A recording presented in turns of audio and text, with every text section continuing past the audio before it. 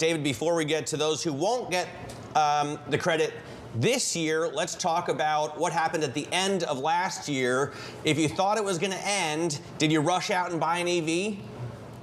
I think some people probably did, but I also think that some of the growth that I think we're going to end up seeing with electric vehicle sales in the fourth quarter is just there's more on the market. There's more variety.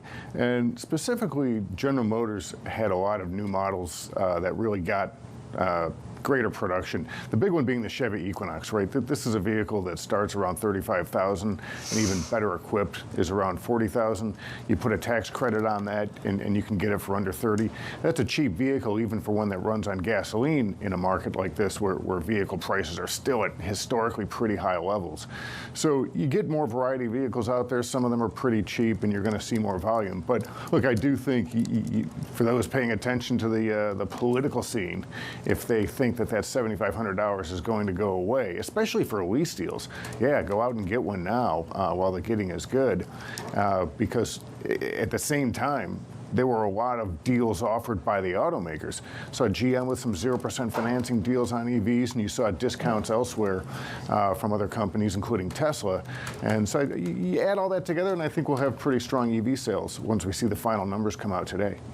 When you're thinking about EV sales as well, how do you think about this across companies, the incumbents and the contenders here? Because Rivian, of course, surprised on their delivery number, but more than 14,000 deliveries. When you think about that compared with, even with Tesla disappointing, almost 500,000, how do you think about the catch-up game?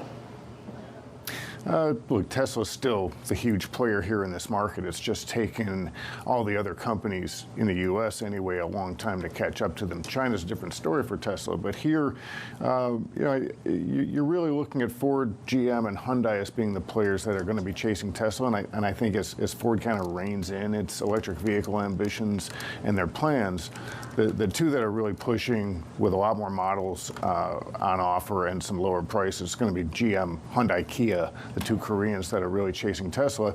Rivian's numbers are still pretty small because the vehicles they sell are still pretty expensive, even though they've dropped prices. You're looking at $75,000, $80,000 for a mid-sized electric pickup truck and SUV. It's not a great value proposition. Even used, by the way. People like the product. Yeah, it's just not a cheap vehicle. They've got some, they're working on lower price vehicles, but right now, their sales were down, or rather their production was down a bit. They've had some production issues as well, but they're still looking at roughly 50,000 vehicles for the year. That's tiny compared to what Tesla does, and pretty small compared to even what some of the legacy car companies are building and selling right now. Completely anecdotally, I do feel like I've seen more Rivians on the road, though. When I drive, Cybertrucks? I see a lot of Cybertrucks, actually, when you drive between New York and New Jersey and upstate New York. But in any case, I'm always happy when I see one. I'm excited when I see a Rivian. I'm excited when I see a Cybertruck, when I see a Rivian. But David, I saw my first Lucid on the road the other day, and I thought that was really interesting. I almost crashed my car because I've never seen one before. And you take a look at Lucid shares. I mean, they're trading for just above $3 right now. Not exactly soaring heights here for these pure play EV makers who aren't Tesla and who aren't a legacy automaker that's coming into the EV space. I mean, how dire is the outlook? Look, it's just tough for Lucid and Rivian at the prices that they're selling vehicles to get a lot of scale. And, we're seeing EV sales taper off. I mean, there's still growth there, but you're talking about companies with very small market share in a segment that is kind of hitting let's call it the flat part of the S-curve here. We had rapid growth in EV sales for a few years, and now, the customers who want to do right and get, something that's green, or EVs are great luxury cars because they're quiet and fast, like all luxury cars are.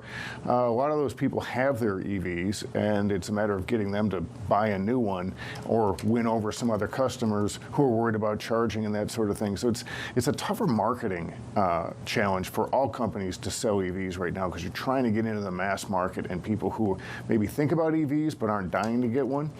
And the biggest thing to overcome, I've been kind of thinking about this for a while, is people are pretty happy with their gasoline-powered vehicles, so you got to kind of pry them away from that.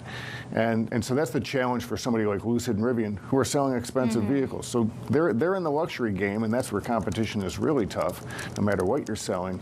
And it's going to be tough for them to get scale. And they don't have an internal combustion business that's cranking out billions in cash like Ford and GM do to carry the water. So investors are going to kind of take that into consideration as well.